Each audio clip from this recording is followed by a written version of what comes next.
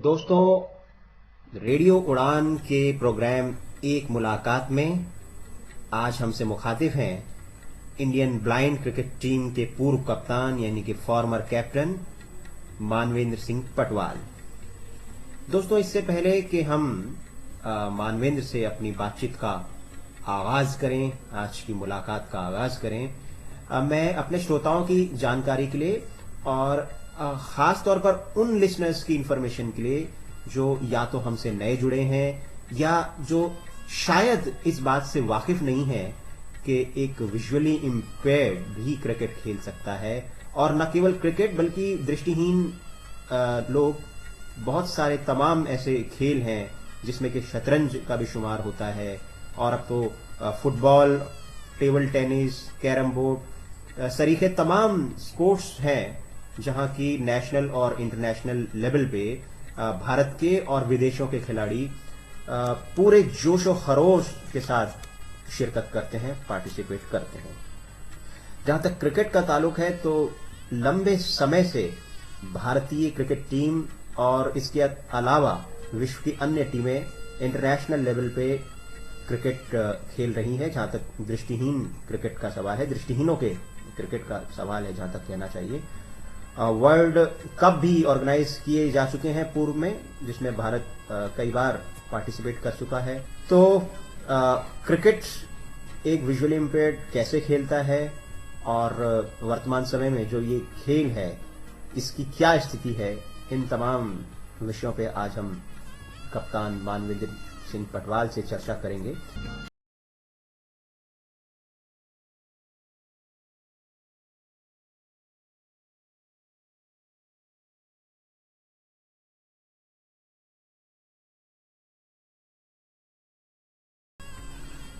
Manvendra, programme में आपका खैर मकदम है, वेलकम है।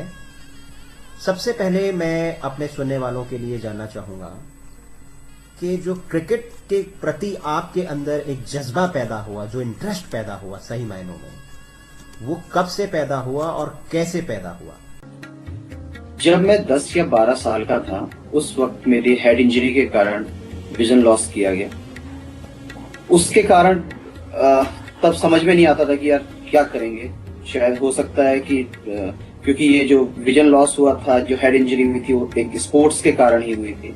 और उसके बाद मैंने NIVH देहरादून में एडमिशन लिया, जहां मैंने देखा कि कई लोग अपने अपने माध्यम से क्रिकेट, फुटबॉल या अन्य तरीके के गेम, एथलेटिक्स में इन्वॉल्व थे। तो मुझे लगा कि नहीं, शायद विजन के बाद भी आप अदर स्पोर्ट्स एक्टिविटीज में एक्टिव हो सकते हैं। तो मुझे लगा कि जो पुराना एक झुकाव था स्पोर्ट्स के प्रति, क्योंकि जो इतना बड़ा एक्सीडेंट हुआ था वो भी स्पोर्ट्स के कारण ही हुआ था, तो उसका झुकाव उस तरफ पड़ा। धीरे धीरे हमने क्रिकेट एक ऐसा माध्यम लगा हमें जो इंडिया के अंदर ज्यादातर लोगों में पॉपुलर रहता है। तो उस टाइम पे ब्लाइंड क्रिकेट डेवलपिंग स्टेज पे था, 90s के दशक में। तो हमारा झुकाव बढ़ा, हम लोगों ने स्कूल में खेलना शुरू किया। तो धीरे धीरे इस तरह से हमें जब उस तरह के वेन्यू मिले स्कूल में, हमें एक्सेसरीज मिली, इक्विपमेंट्स मिले, कि हमें मोटिवेशन मिली हमारे कोच से, PTI से, तो धीरे धीरे हम स्पोर्ट्स में और इन्वॉल्व होते चले गए। जी, तो उन दिनों क्या स्थिति थी दृष्टिहीनों के क्रिकेट की और आज क्या स्थिति है? कितना फर्क है तब और अब में, जहां तक दृष्टिहीनों के क्रिकेट का सवाल है, उसकी लोकप्रियता का जहां तक सवाल है? देखिए, क्रिकेट की लोकप्रियता वर्ल्ड कप 1983 के बाद से पूरे भारत में बहुत ज्यादा थी। हम जब स्कूल में थे तो हम क्रिकेट को किसी अन्य तरीके से खेलना पसंद करते थे। कई लोग बुक क्रिकेट खेला करते थे। आपने देखा होगा कि एक बुक में 6 डॉट्स आए, उसी हिसाब से हमने 1 रन, 2 रन, 6 रन बनाने शुरू करे। धीरे धीरे क्रिकेट थोड़ा सा डेवलप हुआ। हमने पहले ये सोचा कि ये गेम खेला कैसे जाए। तो बाजार से हम छोटी सी प्लास्टिक की बॉल आते थे, उसमें निडल कील से छेद करते थे, उसमें बॉल रिंग्स, जो साइकिल रिंग्स होते हैं, वो डाल करके उसमें साउंड बनाते थे। और उसके अलावा जैसे कभी स्कूल में जो स्टेयर्स पे कॉलगेट की जो डिब्बियां होती थी उसमें छोटे छोटे कंकड़ भर के उसको फेंका करते थे ताकि जिससे साउंड क्रिएट हो। तो क्रिकेट को हमने इस स्टेज से डेवलप होते हुए देखा, ब्लाइंड क्रिकेट को, और वो और आज का सिचुएशन बहुत डिफरेंस है। क्योंकि हमें याद है जब 1989 में जॉर्ज अब्राहम क्रिकेट एक NIVH में विजिट करने आए थे 88-89 में, तो उन्होंने देखा हम लोगों को इस तरह से क्रिकेट खेलते हुए, तो उन्होंने ये सोचा कि चलो इस क्रिकेट को मॉडिफाइड रूप में ब्लाइंड क्रिकेट को समाज के सामने लाया जाए। क्योंकि क्रिकेट इंडिया के अलावा अन्य कंट्रीज में जो क्रिकेट नेशंस हैं पहले से खेला जा रहा था, चाहे वो अलग अलग फॉर्मेट में था। जैसे इंग्लैंड में खेलते थे बहुत बड़ी सी बॉल से खेलते थे, फुटबॉल टाइप की बॉल से जिसमें साउंड्स होती थी। ऑस्ट्रेलिया में एक जो बॉल होती थी वो जस्ट कोको कोला के जो ढक्कन होते हैं उसको पिरो करके प्लास्टिक के जो रिंग्स होते हैं उसमें पिरो करके जैसे रग्बी टाइप की ओवल शेप में जो बॉल होती थी उससे खेलते थे। इवन जो हमारा फर्स्ट इंडिया में जो फर्स्ट टूर्नामेंट हुआ था 89 में, एक जॉर्ज अब्राहम जी ने कराया था, जो दिल्ली में NIVH की टीम के साथ और एक दिल्ली की DKM की टीम के साथ हुआ था, वो उसी बॉल से खेला गया है जिसमें ओवल जो रग्बी टाइप की बॉल होती थी उसमें रोल नहीं होता था। और उसके बाद जब 1990 में first national cricket tournament Tata steel challenge cup जब आयोजित किया गया, तो वो पहला एक टूर्नामेंट था। उससे पहले हमने एक ट्रायल के तौर पे जो अभी बॉल खेली जाती है जो 85 ग्राम्स की है, उसके हार्ड प्लास्टिक में उसमें सीम दिया गया, NIVH के वर्कशॉप में उसे तैयार किया गया। उसमें मिस्टर ML मिश्रा जो वहाँ के कोच थे, जो पहले इंडियन वर्ल्ड कप के कोच भी रहे थे, उन्होंने उसमें अपने मॉडिफिकेशन डाले। जॉर्ज अब्राहम ने अपने तरीके से उस क्रिकेट के रूल्स रेगुलेशंस तैयार किए और इस क्रिकेट को ब्लाइंड समाज के सामने एक एंटरटेनमेंट के तौर पे प्रस्तुत किया। तो जैसा कि आपने विदेशी टीमों की बात की कि इंडिया के अलावा जैसे इंग्लैंड है, ऑस्ट्रेलिया है, या और जो तमाम टीमें हैं दृष्टिहीनों की, वो इंडिया से पहले, आपका कहने का अभिप्राय है कि वो पहले से ही इंटरनेशनल लेवल पे या नेशनल लेवल पे वहाँ क्रिकेट होता था दृष्टिहीनों का। तो उन टीमों की स्थिति आज हमसे अच्छी है क्या, ये हम मान के चलें, या कमोवेश हमारी अच्छी है? इसका अगर हम एक कंपैरेटिव एनालिसिस करें तो क्या स्थिति है? और आपने तो फिर इंटरनेशनल दौरे भी किए हैं, ओवरसीज में आपने काफ़ी क्रिकेट खेला है, तो वहाँ के क्रिकेट में और यहाँ के क्रिकेट में अगर हम एक एक्सपोजर की भी बात करें, चलिए एक्सपोजर में हम बाद में आएंगे, लेकिन वो कितनी एडवांटेज में है वहाँ की टीम या हम ज़्यादा एडवांटेज में है, इसका मैं एक एनालिसिस श्रोताओं की जानकारी के लिए चाहता हूँ आपसे।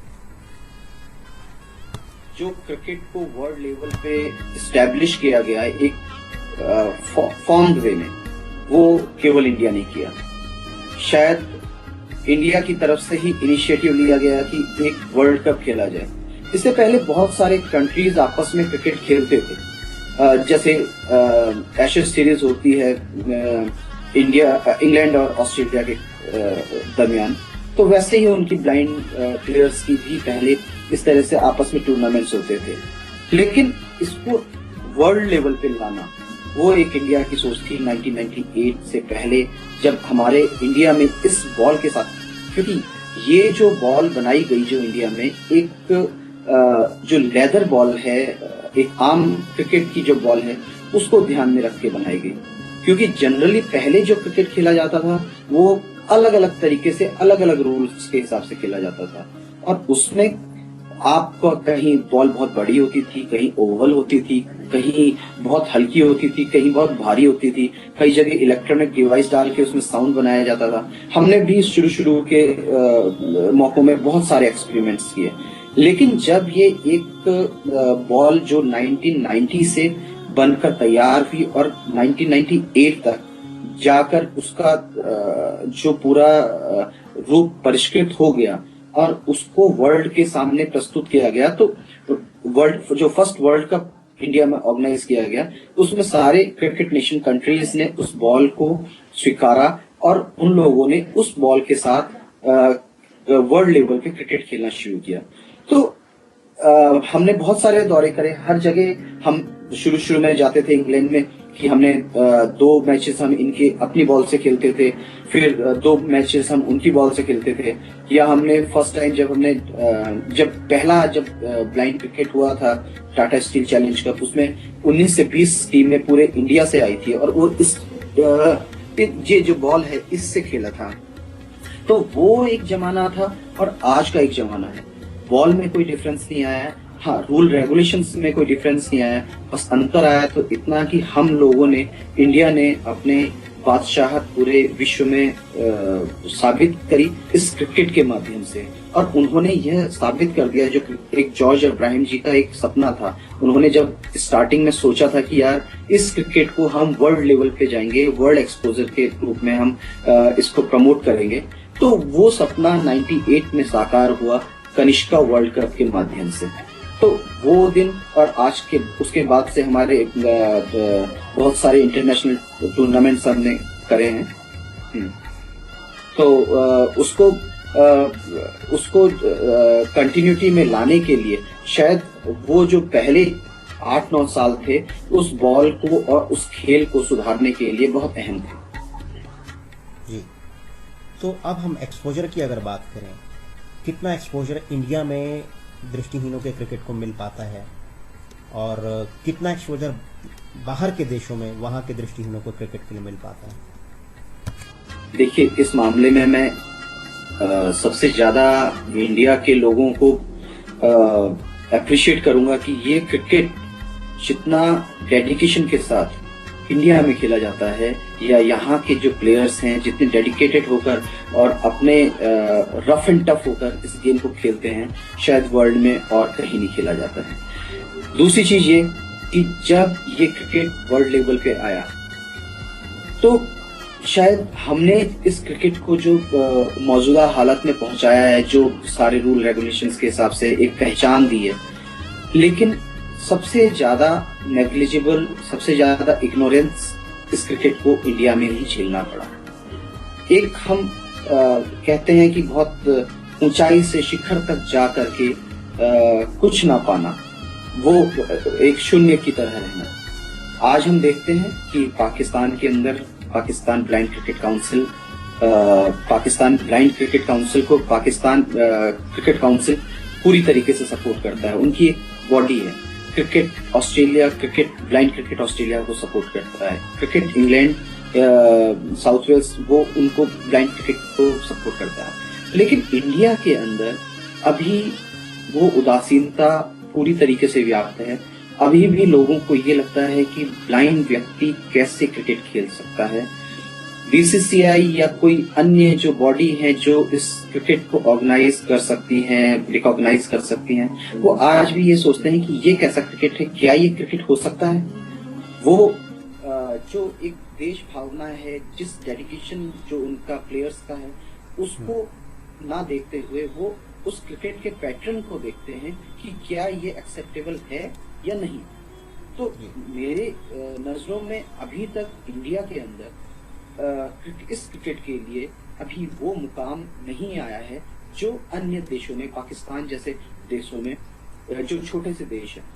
मैं आपको एक उदाहरण देता हूं कि अभी जो पाकिस्तान के एक हमारे first world cup, second world cup में खेले भी थे, कप्तान थे अब्दुल रज्जाक, उनको वहां के एक जिस तरह से इंडिया में सचिन तेंदुलकर को भारत रत्न दिया गया है, वैसे उनको वहां कोई आज में कुछ एक उनकी ट्रॉफी होती है, रत्न टाइप का होता है, वो उसको उससे नवाजा गया है। और वो जो रत्न होता है वहां का, वो सबसे वैल्यूएबल रत्न होता है, जस्ट लाइक जैसे हमारे इंडिया में अच्छा करने के लिए पद्म भूषण या भारत रत्न टाइप का दिया जाता है।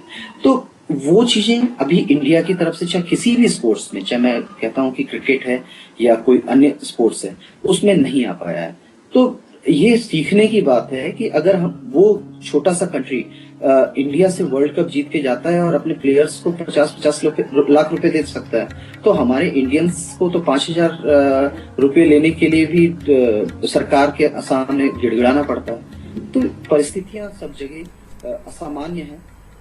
ये डिपेंड करता है एडमिनिस्ट्रेशन पे, सरकार पर और उनके समाज पर कि वो आपकी उपलब्धियों को कितना स्वीकारते हैं, कितना सम्मान देते हैं। जी, मेरे जहन में बीसीसीआई को लेकर के एक सवाल था और आपने उसी की चर्चा भी अभी की। भारत के पास रिसोर्सेज का अभाव नहीं है, यहाँ बहुत बड़े बड़े स्पॉन्सर्स हैं, कॉर्पोरेट का यहाँ अभाव नहीं है, स्पॉन्सरशिप तमाम इवेंट्स की जब हम बात करते हैं तो यहाँ मिलती हैं बड़ी बड़ी इवेंट्स के लिए, साइटेड लोगों के लिए यहाँ तमाम तरह के, चाहे वो क्रिकेट की बात हो या दूसरे गेम्स की बात हो, तो काफ़ी एक्सपोजर है, स्पॉन्सरशिप है। आपने पाकिस्तान जैसे देश की बात की जो किसी मायने में, जहाँ तक रिसोर्सेज का सवाल है, तो भारत से उनकी स्थिति अच्छी नहीं कही जा सकती। क्या कारण लगता है आपको, इतनी उदासीनता क्यों है? बीसीसीआई के पास धन का अभाव नहीं है और उनके पास रिसोर्सेज का अभाव नहीं है, ये क्या जो हमारी ऑर्गेनाइजेशंस हैं, जो संस्थाएं हैं, जैसे आपने कुछ ऑर्गेनाइजेशंस की चर्चा की, अब्राहम साहब भी पूर्व में रहे, तो क्या बीसीसीआई और कुछ जो दृष्टिहीनों से जुड़े हुए जो मैनेजमेंट के लोग हैं, क्रिकेट का जहाँ तक सवाल है, उनके बीच में कोई तालमेल या कोऑर्डिनेशन का अभाव है, या आपको क्या लगता है बीसीसीआई से क्यों नहीं सपोर्ट हमको मिल पाता है? देखिए, सबसे पहली बात कि हमारा ये क्रिकेट जो है, ये है क्या? ये सबसे पहले अवेयरनेस टूल है और एक ब्लाइंड व्यक्ति के सेल्फ कॉन्फिडेंस को बढ़ाने का एक सबसे अच्छा माध्यम है। आप समाज में नौकरी करते हैं, आपने टीचर बन गए, आपने कुछ और कर लिया, लेकिन आपके पास एक एक्स्ट्रा एक्टिविटी क्या है, आपने समाज में किया, तो आप ब्लाइंड क्रिकेट को बहुत प्रोफेशनली काउंट नहीं कर सकते। और इंडिया के अंदर कोई भी कंपनीज होती हैं, चाहे कोका कोला हो, मैं नाम नहीं लेना चाहूंगा स्पेसिफिकली, लेकिन चाहे कोई भी बड़ी से बड़ी कंपनी हो, छोटी से छोटी कंपनी हो, हर कोई अपना नाम चाहता है, पॉजिटिव वे में नाम चाहता है। और वो ये चाहता है कि अगर कहीं मेरा होर्डिंग्स लगे, मेरा एड हो, तो उसको कम से कम 10,000 20,000 लोग देखने के लिए आए। तो ऐसी सिचुएशन में वो कमर्शियल हो जाते हैं, वो प्रोफेशनल हो जाते हैं, उनको चैरिटी से मतलब नहीं होता है, उनको अवेयरनेस से मतलब नहीं होता है, उनका अपलिफ्टमेंट से मतलब नहीं होता है।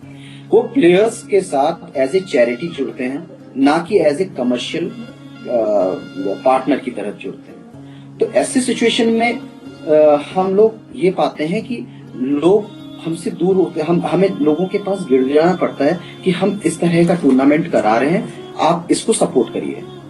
आप वो वहां उनको ये महसूस होता है, आप धोनी के पास एक पर्सन, धोनी का अगर पर्सनल असिस्टेंट किसी को अप्रोच करता है, तो वो देखते हैं कि कंपनी की उसमें आवश्यकताएं फुलफिल हो रही हैं, और मैं अगर किसी को सपोर्ट करता हूं तो वो कहते हैं कि मेरी आवश्यकताएं फुलफिल हो रही हैं। तो दोनों में नजरिया बदल जाता है। तो इसलिए चैरिटी जहां होती है वहां प्रोफेशनलिज्म नहीं आ सकता।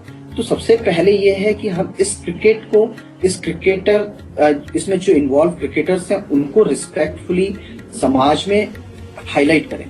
हम उनको ये ना केवल एक दान लेने का या एक केवल चैरिटी करने का एक माध्यम ना बनाएं, उसको एक सपोर्टिव यूनिट ना बनाएं, बल्कि उसको एज ए कमर्शियल यूनिट की तरह हम उसे एक्सपोज करें। क्योंकि जब एक इंडिया पाकिस्तान का या इंडिया इंग्लैंड का या इंडिया ऑस्ट्रेलिया का मैच होता है, तो एक कंट्री दूसरे कंट्रीज को रिप्रेजेंट करता है, वो उनके साथ खेलता है, उसमें अपनी जान लड़ा देता है।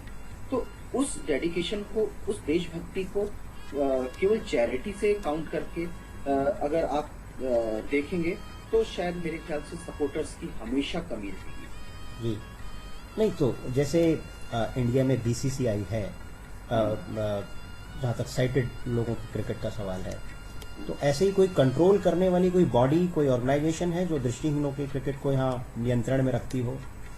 जी, बड़ा दुर्भाग्य है हमारे देश का, हमारे क्रिकेट का, ब्लाइंड क्रिकेट का खासकर, कि हम लोगों ने जिस क्रिकेट को इंट्रोड्यूस किया, हमारी जिस बोर्ड ने इस क्रिकेट को इंट्रोड्यूस किया, जो इस क्रिकेट को वर्ल्ड में एक शिखर पर लेके गया, एक अपने 20 साल के इतिहास को लेकर चला, और 20 साल के इतिहास के बाद वो पूरी तरीके से शून्य हो गया। मैं बात करना चाहूंगा association for the cricket for the blind in India, जो मिस्टर जॉर्ज अब्राहिम ने बड़ी मेहनत से स्टार्ट किया। 1990 में उसका फर्स्ट टूर्नामेंट हुआ।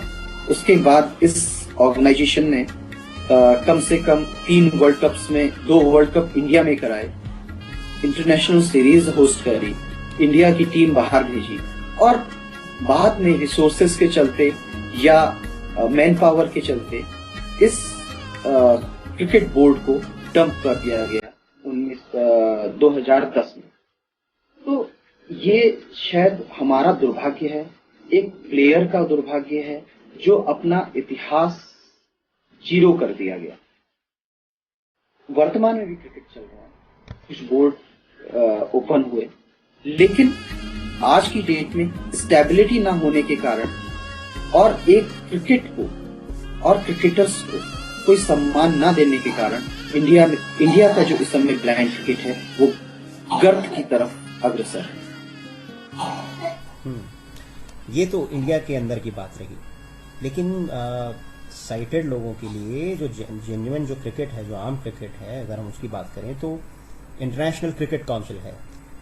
तो वर्ल्ड में कोई ऐसी क्रिकेट काउंसिल है दृष्टिहीनों के क्रिकेट के लिए नियंत्रण के लिए?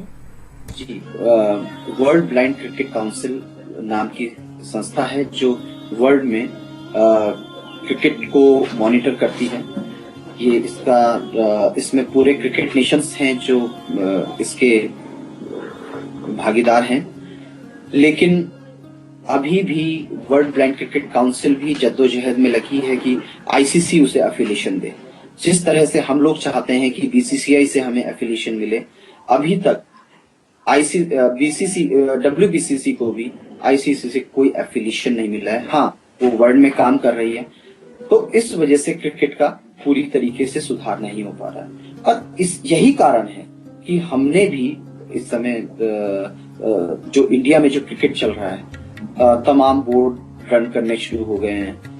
कोई फॉर्मेट खत्म हो गया है। जब आप किसी इतिहास को एकदम से तो नहीं झुटला सकते, क्योंकि 1990 से लेके 2010 तक का एक इतिहास बना क्रिकेट में, और अचानक वो शून्य हो गया।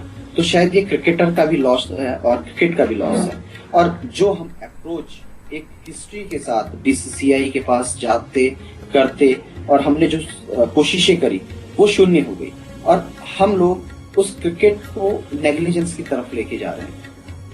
जी, ब्रेक में जाने से पहले मैं आपसे जल्दी से ये जानना चाहूंगा कि क्या सुझाव देना चाहेंगे? आप फॉर्मर कैप्टन रह चुके हैं, आपको क्या लगता है क्या किया जाना चाहिए, क्या स्टेप्स उठाए जाने चाहिए कि दृष्टिहीनों के क्रिकेट को इंडिया में पॉपुलर किया जाए, लोकप्रिय बनाया जाए? देखिए, सबसे पहला सुझाव मेरा ये है कि हम आगे जो हमारे क्रिकेटर्स हैं उनको एज ए हीरो समाज के सामने पेश करें। जो हमारा क्रिकेट है उसको एज ए कमर्शियल थोड़ा सा उसमें इंटरेस्ट डालकर, जिस तरह से आईपीएल होता है उसी तरीके से हम इंडियन ब्लाइंड क्रिकेट लीग भी स्टार्ट कर सकते हैं। और क्रिकेटर्स को सरकार की तरफ से ऐसे प्रोत्साहन दिए जाएं कि ताकि आने वाले जो क्रिकेटर्स हैं, आने वाले जो लोग हैं, वो उनको एज ए हीरो देखें और उस प्रोफेशन को अपनाना चाहें। जी, तो दोस्तों, जिंदगी के सफर में अगर चलना जरूरी है तो इस सफर को आगे बढ़ाने के लिए एक ब्रेक भी जरूरी है। मानवेंद्र सिंह पटवाल से हमारी बातचीत का सिलसिला ये बदस्तूर जारी रहेगा, बस एक छोटे से ब्रेक के बाद।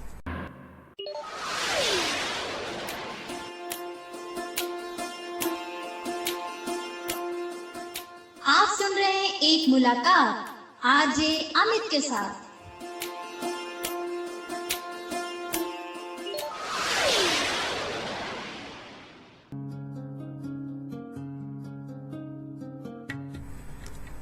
दोस्तों, रेडियो उड़ान के प्रोग्राम एक मुलाकात में आज हमारे साथ उड़ान भर रहे हैं इंडियन ब्लाइंड क्रिकेट टीम के फॉर्मर कैप्टन मानवेंद्र सिंह पटवाल। पटवाल साहब, बहुत बात हो गई नियम कानून की और क्रिकेट के बारे में। अब जरा अंदर की बात करते हैं। जब गेम होता है, ड्रेसिंग रूम में क्या स्थिति होती है, तो मैं अब आपसे ये जानना चाहूँगा, अपने लिसनर्स की जानकारी के लिए, उनकी उत्सुकता होगी ये जानने के लिए कि जब मैच हम हारने की स्थिति में होते हैं या कुछ प्रेशर के मोमेंट होते हैं, आप आउट हो जाते हैं या फिर आपके जो तमाम प्लेयर्स हैं वो अच्छा परफॉर्म नहीं करते हैं, उस समय पवेलियन के अंदर या ड्रेसिंग रूम में क्या स्थिति होती है? देखिए, हमने बहुत सारे ऐसे मोमेंट्स फील किए हैं। मैं जब 1998 में वर्ल्ड कप खेल रहा था, तो हमने लगातार 7 मैचेस कंटिन्यूसली जीते और सेमीफाइनल जिस टीम को हमने 10 विकेट से हराया था, अचानक मोड़ ऐसा आया कि हम हारने लगे। हमारा सारे जो तरकीबें थी वो खत्म हो गई। तो उस टाइम पे ऐसी सिचुएशन थी, हमें याद है आज भी कि एक हमारे रेडियो एंकर हुआ करते थे सत्य प्रकाश खेड़ियाल जी, वो बाहर से उन्होंने गायत्री मंत्र स्टार्ट करा दिए। सब लोग, हमारे अंदर टेंशन थी कि यार इंडिया मैच हारा है, और हम ये जानते हैं कि जिस दिन हम सेमीफाइनल हारे थे और इंडिया प्रबल दावेदारों में था कि हम वर्ल्ड कप जीतेंगे, तो हर प्लेयर के आंख में आंसू थे, हर प्लेयर रो रहा था और हर प्लेयर को ये लग रहा था कि हमने क्या खो दिया। यही चीज सेम जब हम 2006 के वर्ल्ड कप में हम फाइनल में पहुंचे, उस टाइम पे भी मैं कैप्टन था। तो उस वक्त पे जब हमारी कमांडिंग पोजीशन थी, हम लगातार मैच जीते जा रहे थे और लास्ट फाइनल में हम पहुंचे, वहां हमें कुछ डिसीजंस भी गड़बड़ हुए और हमारी थोड़ा सा बैटिंग भी थोड़ा सा प्रॉब्लम हुई। तो हम जब अंदर ड्रेसिंग रूम के अंदर जो माहौल था वो इतना क्रिटिकल था, तो चारों तरफ से बहुत शोर आ रहा था। तो वो सिचुएशंस बहुत क्रिटिकल होती है और वो एक ऐसी सिचुएशन होती है जब एक प्लेयर दूसरे प्लेयर के बहुत करीब आता है।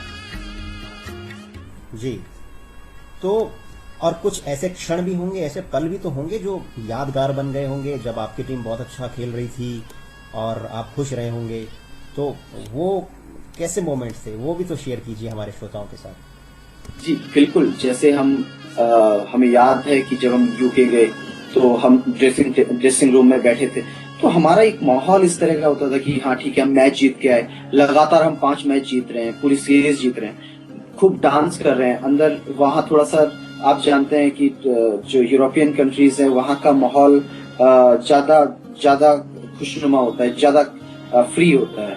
तो हम लोग जैसे सारे प्लेयर्स मिलके फिर गाना ही गाने, फिर उसके बाद हम जैसे जो जीत का माहौल लेना, या फिर कई बार हमारे जो प्लेयर्स हैं एकदम से देखा कि यार बहुत सारे अचानक हमारे जो विकेट्स थे गिर गए, तो अचानक हमें एकदम से टेंशन हो गई, फिर अचानक सेंचुरी हो जाती है। तो इस तरह के माहौल हमारे बीच में बहुत सारे आते रहते हैं और हम लोग उन माहौल को एंजॉय भी करते हैं। और इसी माहौल में हमें बहुत सारे अच्छे फ्रेंड्स मिलते हैं, लोगों का सपोर्ट मिलता है और हम ये देखते हैं। मुझे याद है हम 2004 में जब पाकिस्तान गए थे, उस टाइम पे एक इंडिया, आप कंपैरिजन की बात करते हैं कि लोग, अपनी जनता, जो हमारे समाज है, वो एक प्लेयर को किस तरह से देखता है।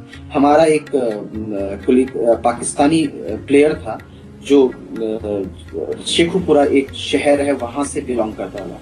तो जब हमारा वहां मैच हुआ तो पूरे टाउन को पब्लिक हॉलीडे दे दिया गया और पूरा स्टेडियम, मैंने लाइफ में फर्स्ट टाइम अपने ड्रेसिंग रूम से या अपने पिच में आने के बाद कितनी सारी पब्लिक ब्लाइंड क्रिकेट में देखी, कम से कम 25 से 30 हजार लोग। तो वो एक सिचुएशन शायद बहुत मेमोरेबल होते हैं कि आप उनको कभी लाइफ में भुला नहीं सकते हैं। जी, और आप एक ऑर्गेनाइजेशन से जुड़े हैं या आप खुद उसके फाउंडर मेंबर है। एक ऑर्गेनाइजेशन भी तो आपकी चल रही है जो क्रिकेट के लिए काम कर रही है, जो दृष्टिहीनों के क्रिकेट को आगे बढ़ाने का काम कर रही है। उसके बारे में आप श्रोताओं से कुछ शेयर करना चाहेंगे? जी बिल्कुल। असल में जब 2010 में हमने देखा कि एसीबीआई 2007 से काम करना बंद कर दिया था, डंप हो गई थी, और नाउ वो वर्क नहीं कर रही है बिल्कुल भी। तो उसके बाद हमने देखा कि कुछ ऑर्गेनाइजेशंस आगे आई इस क्रिकेट को आगे बढ़ाने के लिए, लेकिन हमें हर जगह यह महसूस हुआ कि हम क्रिकेटर्स ठगे से महसूस हो रहे हैं। तो ऐसे में हमने बहुत सारी एसोसिएशन, उसके बाद हमारे T20 वर्ल्ड कप भी हुआ और भी कुछ टूर्नामेंट्स हुए, लेकिन हमें एज ए क्रिकेटर, क्योंकि मैंने इस क्रिकेट को अपने 20 से 25 साल दिए हैं, इस क्रिकेट के बचपन से लेके इस क्रिकेट की जवानी तक मैं इस क्रिकेट के साथ जुड़ा हुआ हूँ, तो एक इमोशंस के साथ और मेरे जैसे जो क्रिकेटर्स हैं उनके जुड़ाव के कारण हमें ये लगा कि हम क्रिकेटर्स और हमारे जैसे जो जेन्युइन प्लेयर्स हैं वो इस क्रिकेट से दूर होते जा रहे हैं, और ये क्रिकेट उन लोगों का क्रिकेट बनता जा रहा है जो इस क्रिकेट को या अपनी डिसेबिलिटी को या उस कैटेगरी को बिलोंग नहीं करते हैं, जिस कैटेगरी के अपलिफ्टमेंट के लिए, जिस क्रिकेट के बेटरमेंट के लिए हमने इस क्रिकेट को स्टार्ट किया है। तो यही एक कारण था। तो 2011 में जब हमने देखा कि हर तरफ से हमें उदासीनता दिखी, तो हमने ब्लाइंड क्रिकेट एसोसिएशन नाम से एक क्रिकेट ऑर्गेनाइजेशन रन करी, जो प्लेयर्स ऑर्गेनाइजेशन। इस क्रिकेट एसोसिएशन का सबसे बड़ा मोटो ये है कि हम अपना विकास करें। जनरली हम लोगों से ये सुनते हैं कि हम इनके लिए ये कर रहे हैं, बेचारे हम इनके लिए ये कर रहे हैं, इस तरह की वर्डिंग्स हमने इनको ये गेम खिलाया, ये अपॉर्चुनिटी दी। तो हम इस सोच के साथ इस एसोसिएशन को लेके बढ़े कि हम अपने लिए ये कर रहे हैं, ये हम अपना विकास कर रहे हैं, अपने लोगों का अपलिफ्टमेंट कर रहे हैं। अगर हमने इस क्रिकेट से कुछ पाया है तो हमारा कर्तव्य है कि हम इस क्रिकेट को कुछ दें। तो इसी मोटो को ध्यान में रखते हुए हमने ये ऑर्गेनाइजेशन बनाई है, और ये पूरे ऑल ओवर इंडिया लेवल पे काम कर रही है। और फर्दर हमारे बहुत सारे टूर्नामेंट्स भी हैं। इसमें रजिस्ट्रेशन सिस्टम्स, हमने सबसे पहला rule regulation code of conduct रखा कि आप विद रजिस्टर्ड आइए, विदाउट मेडिकल सर्टिफिकेट हमारे क्रिकेट बोर्ड में आपका कोई स्थान नहीं है, क्योंकि इससे आधी चीटिंग खत्म हो जाएगी। और उसके अलावा हम ये चाहते हैं कि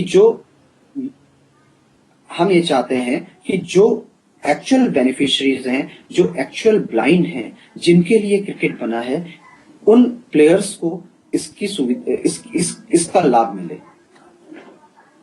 तो इसी सिलसिले में हम अभी पूरे काफी टूर्नामेंट्स हमने ऑर्गेनाइज भी करे हैं, और इन फ्यूचर हम ये चाहते हैं कि हम अपने प्रयासों के माध्यम से समाज में एक नई नींव रखें, हम अपने क्रिकेटर्स को नई तरीके की पहचान दें, उनके क्रिकेट की बारीकियों को, उनको क्रिकेट की बारीकियां सिखाएं, उनके लिए इस एसोसिएशन के माध्यम से एक प्लेटफॉर्म तैयार करें कि वो अपने रोजगार या अपने सेल्फ कॉन्फिडेंस को बिल्डअप करें। बहुत खूब। क्रिकेट के अलावा आप क्या कर रहे हैं? मैं समझता हूँ भारत सरकार के किसी मंत्रालय में आप कार्यरत हैं। मैं संक्षिप्त में आपके उस कार्य के बारे में भी जानना चाहूंगा। जी, मैं पूर्व में अभी मैं वैयक्तिक सचिव, पर्सनल असिस्टेंट के रूप में ministry of science and technology में काम कर रहा हूँ। इससे पूर्व अभी 1 महीने पहले ही मेरा ट्रांसफर हुआ है। मैं उससे पहले सामाजिक न्याय और अधिकारिता मंत्रालय में काम करता था, जो एक नोडल मिनिस्ट्री है फॉर डिसेबल्ड, और वर्तमान में मैं साइंस एंड टेक्नोलॉजी में हूँ। प्लस मैं साथ में जूडो भी खेलता हूँ, और लास्ट ईयर हमने जूडो में भी मैं इंटरनेशनल एक ब्रॉन्ज मेडल लेके आया इंडिया के लिए। और इस तरह की छोटी मोटी कुछ ना कुछ, और क्रिकेट एसोसिएशन है, मैं उसके साथ इन्वॉल्व रहता हूँ। अदर सोशल एक्टिविटीज में मैं इन्वॉल्व रहता हूँ, और ज्यादा से ज्यादा मैं ये सोचता हूँ कि अगर मुझे ईश्वर ने मौका दिया है कि मैं अपनी कम्युनिटी के लिए 1% भी काम आ सकूं, या उनको उनके अपलिफ्टमेंट और बेटरमेंट के लिए कुछ काम कर सकूं, तो मैं अपने समय को वहां व्यतीत करूं। आपके डिपार्टमेंट से कोई सहयोग मिलता है? दोबारा फिर वही सवाल उठता है, आपका जो सरकारी विभाग, जी, उससे किस तरह का आपको कोऑपरेशन या एक्सपोजर मिलता है क्रिकेट के लिए? जी, अभी तो मैंने साइंस एंड टेक्नोलॉजी में नया ज्वाइन किया है, लेकिन मेरा जो पूर्व का अनुभव है जो मैं सामाजिक न्याय और अधिकारिता मंत्रालय में काम कर रहा था, मुझे जनरली अपनी छुट्टियां लेने के लिए या अन्य सहयोग तो मिलना शायद बहुत दूर की बात है, लेकिन हाँ, छुट्टियां मेरे को मिल जाती थी, लेकिन उसके लिए भी मुझे लड़ना पड़ा। मुझे कई बार छुट्टियों के लिए मना कर दिया गया कि आपको क्रिकेट के लिए कोई छुट्टी नहीं दी जाएगी, स्पेशल लीव नहीं दी जाएगी। लेकिन जब मैंने आर्ग्यू किया कि जब सामाजिक न्याय और अधिकारिता मंत्रालय नोडल मिनिस्ट्री है फॉर डिसेबल्ड, तो अगर हम इस मंत्रालय में ही अपने जो डिसेबल्ड एम्प्लॉइज हैं उनको सपोर्ट नहीं करेंगे तो समाज में उनकी उन्नति का सवाल ही नहीं उठता है। तो हर जगह अमित जी हमें एक प्रयास करना पड़ता है, लड़ना पड़ता है, उसके बाद हमें कुछ पाने का लाभ मिलता है। अभी तो क्रिकेट खेल रहे हैं आप? अभी क्रिकेट टीम से जुड़े हैं? जी नहीं, मैं क्रिकेट खेलता हूँ, अभी जस्ट फॉर ए फन खेलता हूँ, लेकिन अभी मैंने इंटरनेशनल और नेशनल क्रिकेट को अलविदा किया है, क्योंकि जब आप किसी के लिए कुछ काम करना होता है, अगर आप एडमिनिस्ट्रेशन में आते हैं तो आपको आप अगर एज ए प्लेयर उसमें इन्वॉल्व होते हैं तो आपको लोग सीरियसली नहीं लेते हैं। तो उसी का कारण है कि मैंने 24 साल क्रिकेट खेला है और अपना एक बहुत जो बचपन से लेके और अपने जवानी तक का जो एक सफर था और नेशनल स्टेट से लेके इंटरनेशनल तक का सफर था, मैंने इस क्रिकेट से हर वो मुकाम पाया है। तो मेरी सबसे बड़ी जो उपलब्धि है वो इस क्रिकेट के माध्यम से ही मुझे मिली, और जो पहचान मिली वो भी मुझे इस क्रिकेट के माध्यम से मिली। तो मेरी ये आशा है कि मैं इस क्रिकेट एसोसिएशन के माध्यम से या अन्य प्लेटफॉर्म्स के माध्यम से मैं अपने जैसे प्लेयर्स को एक ऐसी ही पहचान दिला सकूं और वो भी अपनी एक पहचान लेकर समाज में जाएं। मानवेंद्र, चलने से पहले थोड़ा सा हम आपकी पर्सनल लाइफ के बारे में जानना चाहेंगे। कौन कौन है आपके घर में, और आप मैरिड भी हैं, तो इस पर थोड़ा सा प्रकाश डालें। जी, मैं देहरादून उत्तरांचल से वैसे बिलोंग करता हूं, और मेरे मदर और फादर अभी उनका साया मेरे सिर पे है, और मेरे फादर फॉरेस्ट ऑफिसर थे और मदर हाउसवाइफ। मेरी एक बिटिया है, वाइफ है, वाइफ मेरी वर्किंग है। एक बेटी है मेरे पास जो 3.5-4 साल की है, और उसके अलावा हम लोग 3 भाई बहन हैं। एक बड़े ब्रदर हैं जो कोटद्वार में हैं, एक सिस्टर हैं जो चंडीगढ़ में एक ब्लाइंड स्कूल में ही पढ़ाती हैं, क्योंकि उनका भी वो भी एक मुझसे इंस्पायर होकर कि हाँ, अगर मेरे ब्रदर को इस तरह की कोई प्रॉब्लम है तो मैं उसको कहीं ना कहीं अपनी सोशल सर्विसेज कहीं दूं, तो वो भी चंडीगढ़ में पढ़ाती हैं। ये एक छोटी सी फैमिली है और मैं दिल्ली में ही रहता हूँ, और बस एक छोटी सी लाइफ लीड करता हूँ। जी, बहुत खूब। और अंत में मैं आपसे जानना चाहूंगा कि आपके आइडियल प्लेयर कौन है। चलिए एक एक करके बात करते हैं जल्दी से। अगर मैं कहूं कि आपके आइडियल बैट्समैन, आपके फेवरेट बैट्समैन कौन है वर्ल्ड में, तो मैं वर्ल्ड में सबसे जिसे आज तक लाइक करता हूं वो है राहुल द्रविड़, जिनकी बैटिंग स्टाइल का मैं कायल हूं। और बॉलर? और बॉलर में मेरे को जैक कैलिस सबसे पसंद है, जो एज ए ऑलराउंडर भी काम खेलते हैं, और इंडिया से मैं कपिल देव का बहुत बड़ा फैन हूँ। जी, बहुत खूब। और अब अंत में मैं चाहूंगा कि कोई मैसेज, आप कोई संदेश छोड़ना चाहें यंगस्टर्स के लिए, और खास तौर पे जो क्रिकेट से जुड़ना चाहते हैं उन दोस्तों के लिए। जी, मेरा सबसे पहला और अंतिम संदेश और जो मैसेज है अपने लिसनर्स के लिए, जो यंगस्टर्स हैं, कि स्पोर्ट्स या क्रिकेट या कोई भी स्पोर्ट्स, आप उससे जुड़िए, और ये एक ऐसा माध्यम है जो आपकी शारीरिक और मानसिक दोनों स्तर पर आपको उन्नति दिलाता है। और मुझे लगता है कि क्रिकेट एक ऐसा माध्यम है जो भारत के अंदर और विश्व के अंदर ऐसा गेम है जिसमें सबसे ज्यादा एंटरटेनमेंट है।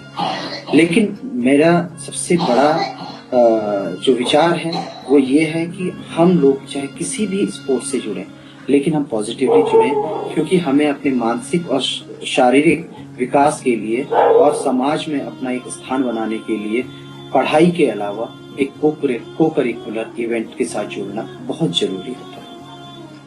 मानवेंद्र, आपने क्रिकेट से जुड़ी हुई बहुत सी बातें हमारे लिसनर्स के साथ शेयर की, अपने कुछ एक्सपीरियंसेस हम हमारे साथ श्रोताओं के साथ रेडियो उड़ान के इस एक मुलाकात प्रोग्राम में शेयर किए, और आप हमारे साथ आए इस प्रोग्राम में, आपने पार्टिसिपेट किया, बहुत से टिप्स यंगस्टर्स को भी दी, और निश्चित तौर पे क्योंकि बहुत से इंस्पिरेशनल थॉट्स हमको आपसे मिले हैं, मैं इस आशा के साथ कि ये जो आपसे हमारी बातचीत है, जो आज की हमारी जो मुलाकात है, ये कई यंगस्टर्स को, और ख़ास तौर पे उन यंगस्टर्स को, उन युवाओं को जो दृष्टिहीन हैं लेकिन क्रिकेट खेलना चाहते हैं, निश्चित रूप से एक पथ प्रदर्शक का ये मुलाकात काम करेगी।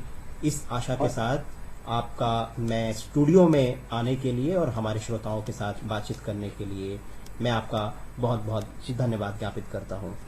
धन्यवाद अमित जी। तो दोस्तों, अब समय आ गया है आपसे इजाजत लेने का, लेकिन चलने से पहले मैं एक गुजारिश आप सभी श्रोताओं से करना चाहूंगा कि इस प्रोग्राम के बारे में आपके क्या ख्यालात हैं, कोई फीडबैक अगर आपके पास है, या फिर आप भी इस कार्यक्रम में हमसे मुलाकात करना चाहते हैं और अन्य दूसरे लोगों से रूबरू होना चाहते हैं, उनसे मुखातिब होना चाहते हैं, और हम लोगों को आपसे मुखातिब होने का अवसर देना चाहते हैं, तो आप प्लीज हमें ईमेल के माध्यम से संपर्क करें। मेरा ईमेल आईडी है, यानी कि इस प्रोग्राम का ईमेल आईडी है amit@radioudan.com। आपकी सुविधा के लिए मैं स्पेल आउट कर देता हूं अपना ईमेल आईडी, amit@radioudan.com। जी हाँ दोस्तों, ये प्रोग्राम हर शुक्रवार आपके अपने ऑनलाइन रेडियो स्टेशन पर रात के 9 से 10 बजे, यानी कि 1 घंटे का यह हमारा शो होता है, और फिर इसका पुनः प्रसारण यानी कि रिपीट ब्रॉडकास्ट दोस्तों आप सुन सकते हैं शनिवार शाम 4 से 5। तो दोस्तों, अब घड़ी की सुइयां इशारा कर रही है कि कार्यक्रम का समय समाप्त हो रहा है। जिंदगी ने वफाई की तो अगले हफ्ते आज ही के दिन इसी समय, यानी कि शुक्रवार रात 9 से 10 आपसे फिर भेंट होगी, फिर मुलाकात होगी। अपनों का और अपना ख्याल रखिएगा और सुनते रहिएगा रेडियो उड़ान। नमस्कार।